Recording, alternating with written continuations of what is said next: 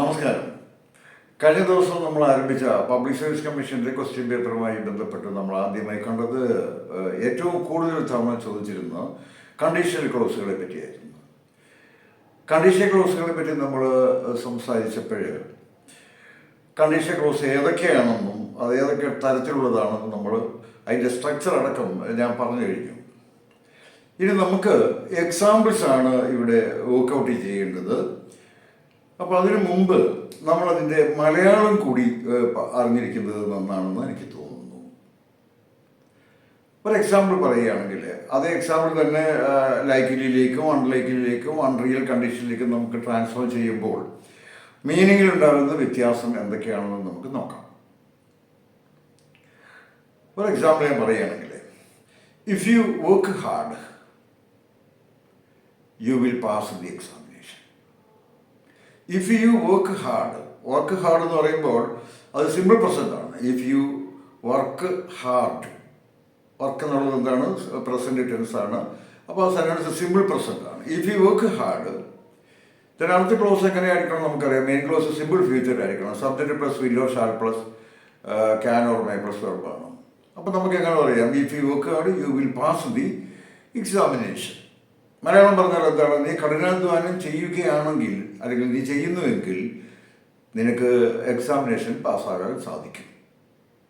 Or you can pass the examination or U will pass the examination. അത് simple ഫീച്ച് by. അപ്പോൾ ഇപ്പോൾ നമ്മളൊരു പ്രവൃത്തി ചെയ്യുകയാണെങ്കിൽ വരും കാലത്ത് അതിൻ്റെ ഫലം അനുഭവിക്കാൻ കഴിയും എന്നാണ് അതുകൊണ്ട് ഉദ്ദേശിക്കുന്നത്. ഇനി നമുക്ക് അതിൻ്റെ പാസ്റ്റിലേക്ക് പോയാൽ എന്താണ്? If you worked hard you will pass the examination.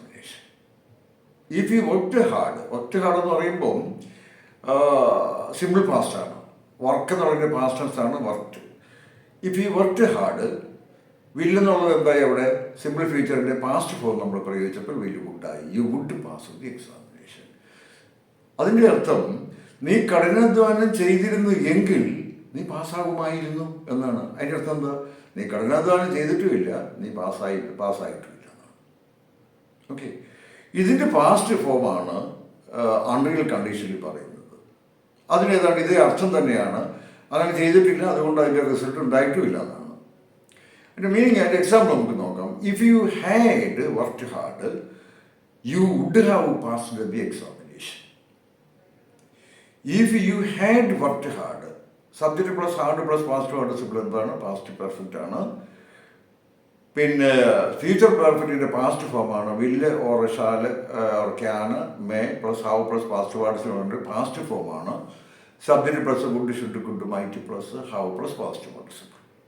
U could have passed the examination or you would have passed the examination. ഈ മൂന്നെണ്ണത്തെ അടിസ്ഥാനമാക്കിയാണ് പരീക്ഷയ്ക്ക് ചോദ്യങ്ങൾ ചോദിക്കുന്നത്. അതിൻ്റെ മീനിങ് എന്താണ്?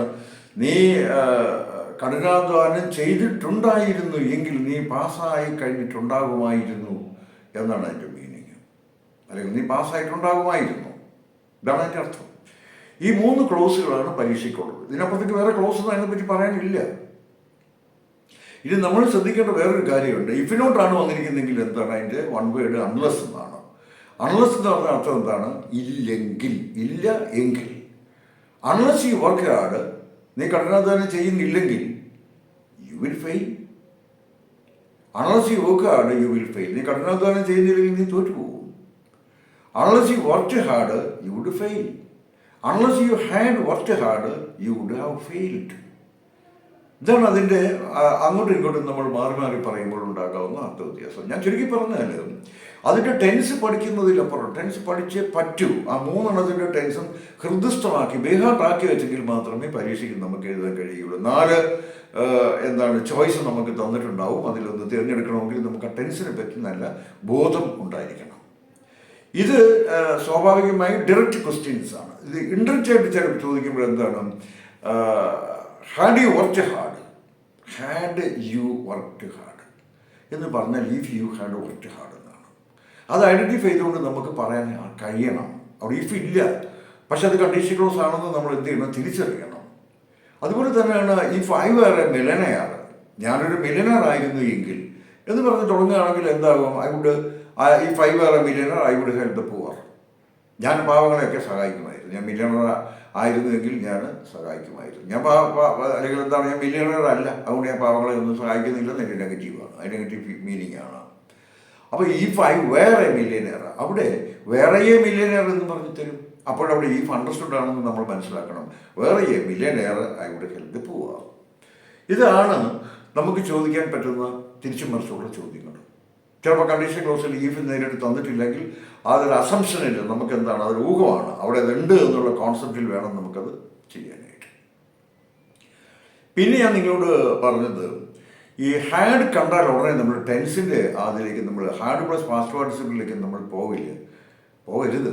കാരണം അവിടെ പാസ്റ്റ് പാർട്ടിസിപ്പിൾ ഇല്ല എങ്കിൽ നമ്മൾ എന്ത് പറയണം, ഹാസിൻ്റെയും ഹാവിൻ്റെയും ഹാഡ് പാസ്റ്റ് ടെൻസാണ് ഹാഡ് എന്ന് പറയുന്നത്. അപ്പോൾ if I had money, if I had enough money, എൻ്റെ പണം ആവശ്യത്തിനുണ്ടായിരുന്നെങ്കിൽ, അവിടെ ഉണ്ടായിരുന്നു. ഹാസിൻ്റെ ഹാവിൻ്റെ അർത്ഥം എന്താ, വെർബായിട്ട് പ്രയോഗിക്കുമ്പം ഉണ്ടെന്നാണ്. ഹാഡ് എന്ന് പറയുമ്പോൾ ഉണ്ടായിരുന്നു എന്നാണ്. അപ്പം നമുക്ക് സാധാരണ വെർബിനെ സ്പ്ലിറ്റ് ചെയ്യുന്നത് പോലെ അവിടെ എന്ത് ചെയ്യണം, സബ്ജക്റ്റ് അത് വെർബായിട്ട് ആണ് ഉപയോഗിച്ചിരിക്കുന്നത്.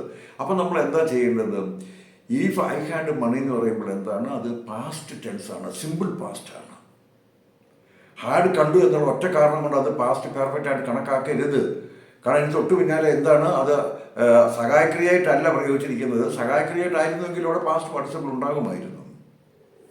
ഇവിടെ ഇതിനെ ഫോളോ ചെയ്ത് വരുന്ന ഒരു നാമമാണ്. അതുകൊണ്ട് തന്നെ നമ്മൾ എന്ത് മനസ്സിലാക്കണം, ഹാസിൻ്റെ ഹാവിൻ്റെ പാസ്റ്റ് ടെൻസ് ആണ് ഹാഡ് എന്ന് പറയുന്നത്. അപ്പോൾ ഹാഡ് എന്ന് പറയുന്നത് എന്താണ്, പാസ്റ്റ് ടെൻസ് ആണ്. If I had money, if I had time എന്നൊക്കെ പറയുമ്പോൾ എന്തായിരിക്കണം, അത് സിമ്പിൾ പാസ്റ്റ് ആണ്.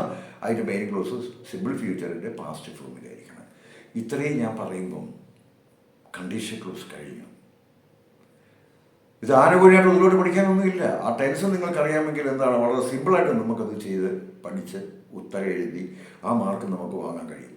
ഞാൻ ഒന്നുകൂടി പറയുകയാണ്, ഇതില്ലാതെ ഒരു കോമ്പറ്റേറ്റീവ് എക്സാമിനേഷനോ അല്ലെങ്കിൽ ഒരു ആനുവൽ എക്സാമിനേഷൻ ഡിഗ്രിയുടെയാണ്